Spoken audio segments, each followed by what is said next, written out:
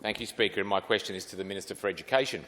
Will the Minister publish any advice or business case he received from the Chief Executive of his department about the new school he is building in his own electorate, as detailed in the budget leak provided to the opposition? The Minister for Education. I thank the member. Member for Lee. Minister has the call. For the question.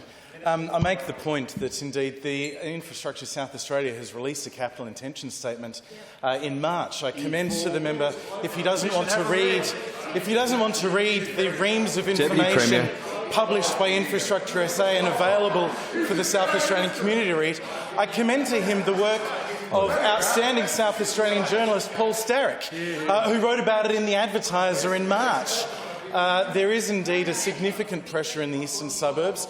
There has been for some time. Member for Wright. Indeed, when the member for Wright was Chief of Staff to Jennifer Rankin as Education Minister, they would have been aware of this because, of course, at that time they proposed to build a new school on the McGill campus of the University of South Australia.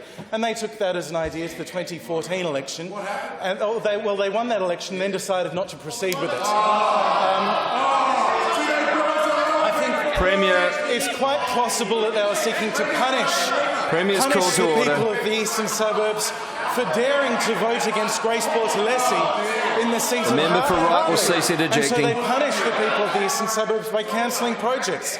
The former Labor government, with the Education Minister, the member for Port Adelaide, who's since been promoted to Deputy Leader of the Labor Party, then proposed to put a $30 million project at Nord Morialta High School to combine the two campuses onto one campus and increase the size of the McGill campus. They didn't tell anybody that half of the price that they were going to spend on it was from the land sale of the Rostrevor campus. That was never made public before the election, that the whole project was not only underfunded by about $20 million, but it was predicated on flogging off the land of the Rostrevor campus for presumably high-density housing. Certainly, the Treasury officers told us when we came to power that $15 million of the expenditure on the McGill campus of Nord Morialta High School was predicated on the land sale of Rostrevor, that the Labor Party never told anybody about.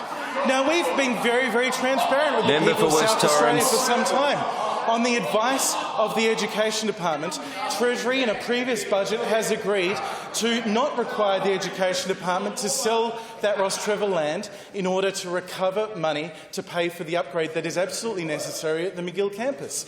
And we've been very clear about that for some time. We have said in this chamber, we've said in public materials, it's been clear from the material provided to Infrastructure SA and indeed identified in the Infrastructure SA capital intention statements that recommend doing this project, that this was indeed on the cards, that the Education Department was giving consideration to the future educational needs of the eastern suburbs, because the truth is that over 16 years, the urban infill in the eastern suburbs has been absolutely extraordinary while Labor was in power.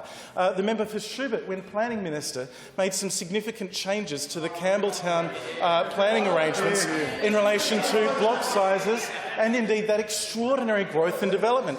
The Labor Party, when in power, flogged off the land at the McGill Training Centre. That is indeed now providing about 400 new residents there, indeed with children as well. There's a whole range of pressures that are going to be on schooling in the eastern suburbs, and this has been growing for some time. The solution proposed by those opposite was not to increase capacity, was not to deal with the challenges of increased student numbers in our public system, increased student numbers in the eastern suburbs, created by their policies related to housing in the eastern suburbs. Their solution was to exacerbate the problem by flogging off the land at the Rostrevor campus for more housing, more high-density developments, more urban infill in the eastern suburbs. That was Labor's approach, and now they criticise us for trying to fix it. Order. Members on my right. The member for Wright might resume his seat for a moment. Member for Wright will resume his seat for a moment. The line of questioning. Order.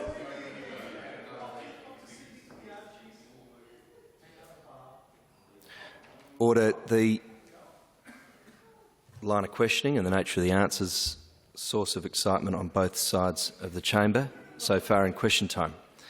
I remind our honourable members on both sides the need to hear the question in silence, and the Minister, in answering the question, is entitled to be heard in silence. Before I call the member for Wright, I call to order the member for Colton and the member for Hurdle Vale. I call to order the member for Lee, the Deputy Premier, and I warn the Premier. The member for Wright. Thank you, Speaker. My question is again to the Minister for Education. Has the Minister received advice from his department about the need to address capacity pressures impacting on Prospect and the surrounding areas in the member for Adelaide's electorate? And with your leave and that of the House, I will explain. Leave is sought. Is leave granted? Yes, leave is granted. The member for Wright. Thank you, Speaker. The Chief Executive of the Education Department earlier this year cited the Prospect area as one in need of a new school in evidence given to the Budget and Finance Committee on the 10th of May this year.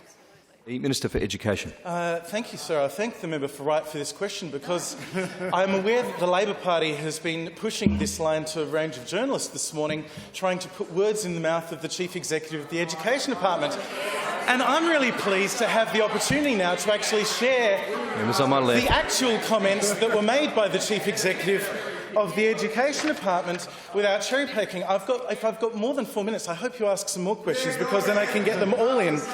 But indeed, Kayam Ma, I think was the chairperson, asked Mr Pearce about an article in the Sunday Mail on the 23rd of March, in which Mr Pearce identified some of the challenges in Prospect, Adelaide Botanic High School zone. And Rick Pearce said, "I certainly do hold the view, Chair, that there is a lot of pressure on our shared CBD zones. What we're experiencing is a lot of urban infill and so on in that Prospect and surrounds areas. There are new developments going on there and traditional larger blocks are being knocked down with 2 to 4 bedrooms homes on them. Obviously, we have wonderful schools in Adelaide High and Adelaide Botanic which are in demand. I think that, should that demographic trend continue, we will need to consider either adding additional capacity at either or both of the CBD schools, but I do believe that not having a school between Adelaide Botanic and Jepps Cross is something that we need to provide best advice and a business case to government on." Mr Pearce was then asked, is a business case being developed for... Member for Wright's warned for a second time. Mr Pearce was then asked, is a business case being developed for exactly the Prospect that you think needs a business case? Mr Pearce: No, we're not at the business case development phase at the moment. What we are doing is doing all the demographic analysis, which is over 7 years.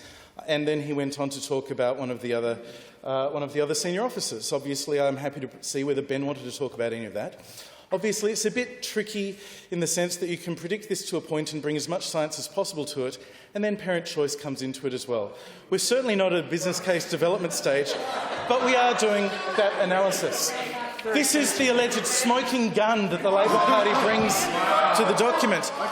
There is clearly, sir, pressure on a number of our schools. There is pressure in the Adelaide High School shared zone.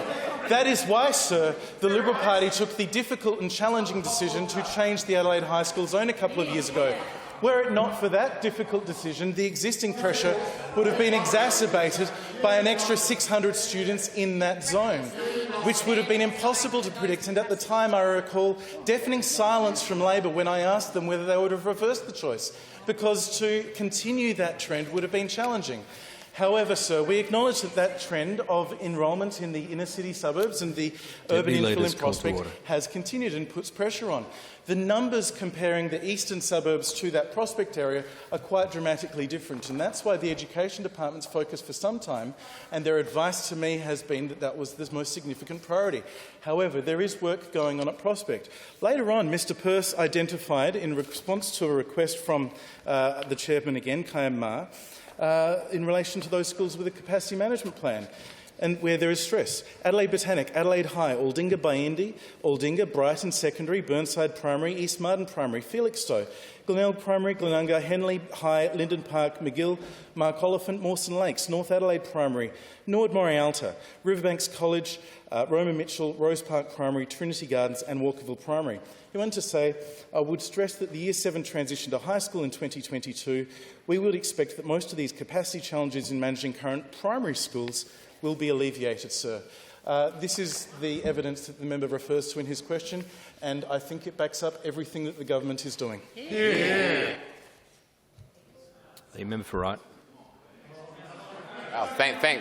Thank you, Speaker. My question is again to the Minister for Education. Can the Minister advise the House what the capacity projections are for the Adelaide Botanic High School and Adelaide High School in 2022? The Minister for Education. I thank the member for the question. I don't have the exact detail here, but I recall it being provided to the member by FOI, I think, not that long ago.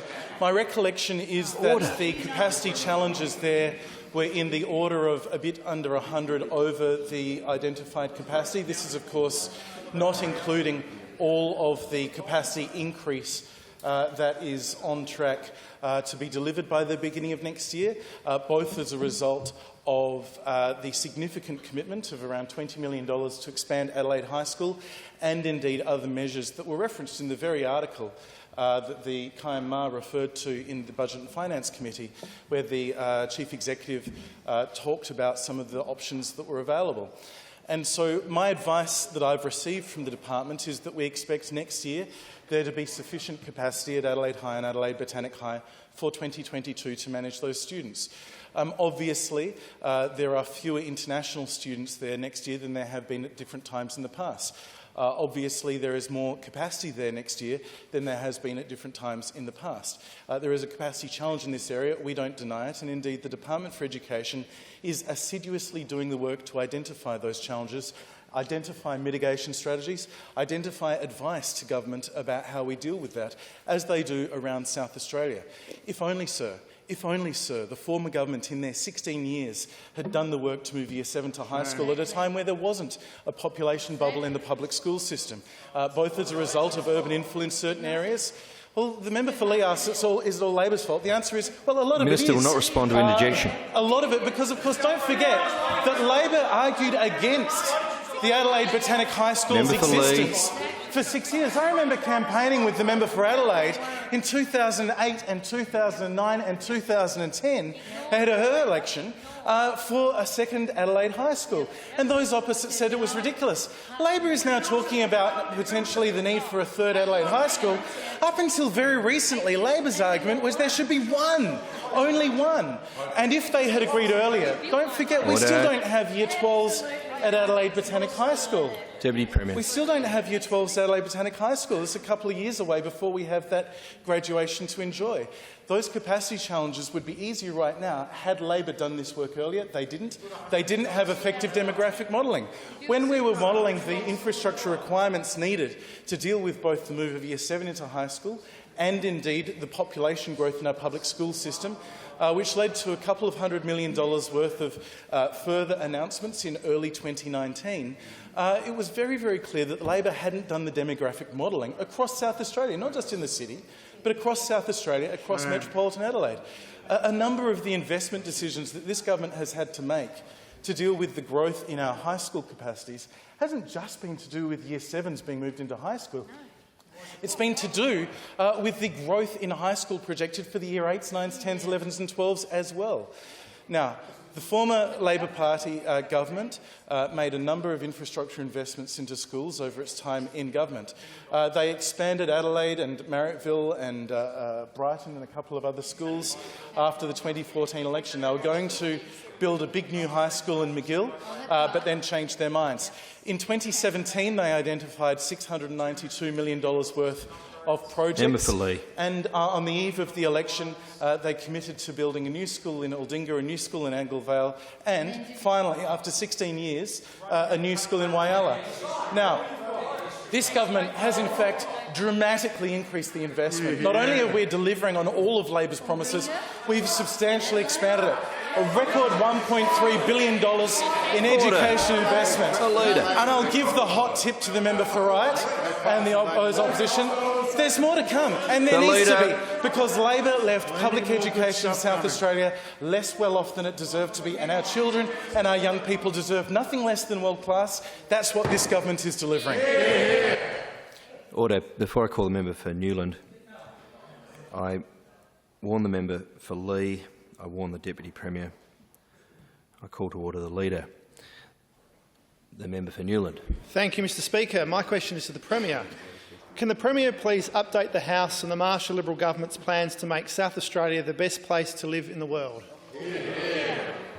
The Premier. Thank you very much, sir, and I thank the member for Newland for his excellent question, sir. Can I just say I've always said that South Australia is the best place in the world to live. Adelaide, the greatest city, our region's second to none, and we have now been acknowledged and acclaimed, sir, by The Economist as the #1 most livable city in the country, the #3 most livable city in the world. I've got to say, sir, people have always said that South Australia is a livable city, state and a livable city, but the way that we have worked together to handle the coronavirus, I think, has elevated South Australia on the international stage, and that's absolutely fantastic news. And I want to thank every South Australian who worked together to help make this fabulous international acknowledgement a reality here today. We've achieved these not only by keeping South Australia safe through the coronavirus, but also building what matters here in our state, delivering more jobs and, of course, better services right across our state. I've got to say the government's economic recovery plan is working particularly well at the moment. While those opposite want to carp and complain and whinge and whine about what's happening in South Australia, let's look at some of the facts, sir. Some of the facts that the world is now recognising about our state. We have a record employment in South Australia. We have more people and more wages being paid in South Australia now than before the coronavirus. What other place in the world can say that? We can say it here in South Australia. Our job vacancies are at the highest level that we've had in the history of our state, sir. And what I love, the stat that I love, is that we have reversed that mass exodus of young people and capital out of our state, presided over by those opposite for 16 years. We've reversed that, Member sir. for Elizabeth. The capital is flooding back in. The young people are flooding back in to South Australia. We have the first net interstate migration to South Australia since 1991. And that is a tremendous... Order. For some reason, the members opposite are complaining about people wanting to stay in South Australia, return to South Australia. Well, I think it's fantastic. They're recognising that we're building exactly and precisely what matters to the people of South Australia. Like the Minister for Education pointed out, important improvements to the educational facilities in South Australia, massively expanding our failed health system under those opposite, with major $1 billion worth of projects right across our state at the moment. We're opening up our reservoirs in South Australia, something that those opposite actually oppose. We're doing the work that is so important to attract people into our state. We've banned single-use plastics, and this is an important measure to tell people that we are serious about sustainability in South Australia. We're now heading, sir, to 78% of all of our energy coming from renewable sources by 2025, and only this week we heard the great news about the interconnector with New South Wales. Whilst we have, sir, now been internationally recognised, we've reversed that brain drain, and we've got the highest level of employment in the history of our state. There is still much more work to be done. On the 22nd of this month, we'll be handing down our budget. This is a very important budget to make sure that we can continue to deliver more jobs, lower costs, better services and a hope and a future for the next generation here in South Australia. Order. Before I call the member for Wright, I warn the member for Chafee. I warn the member for Colton. I warn the member for Elizabeth. I warn the member for Playford for a second time. Remind all members, the member asking the questions entitled to be heard in silence, and the minister answering the questions entitled to be heard in silence. The member for Wright. Thank you, Speaker. My question is again to the Minister for Education. And given the capacity issues outlined by the minister in his previous answer, why is the minister not building a new school for the inner northern suburbs? The Minister for Education. Thank the member for the question. This government has been very, very serious when it comes to education infrastructure in taking advice from the Education Department about where the highest priorities are. Indeed, the Education Department did an enormous amount of analysis through 2018 and 2019, providing advice to the government about the capacity challenges identified at that time. And since then, when there has been suggestions of necessary work on new infrastructure projects, we've been very eager to take the advice of the Education Department. A range of ways in which the Department provides that advice was given to this very Parliament's Budget and Finance Committee for the Upper House not 2 months ago, on the 10th of May. Indeed, earlier in question time, the member for Wright was trying to use that evidence to suggest something that is that the government was somehow not indeed pursuing our highest priority advice from the Education Department, when in fact the Chief Executive clearly articulated that the proposal the member refers to is not at the stage yet where the Education Department has seen fit to put forward a business case, but he's made it very clear that there is work done on considering whether it's necessary. We've identified it's a challenge. It's a challenge that's being managed at the moment. It's a challenge that's going to be okay for next year. And indeed, the Department is confident in the approach that we've got going forward. However, they've also identified that there is a dramatic challenge in the eastern suburbs, a challenge that those opposite were proposing to meet by making the complexity worse, by flogging off the land at Rostrevor for more housing, and indeed providing more pressure for the existing schools.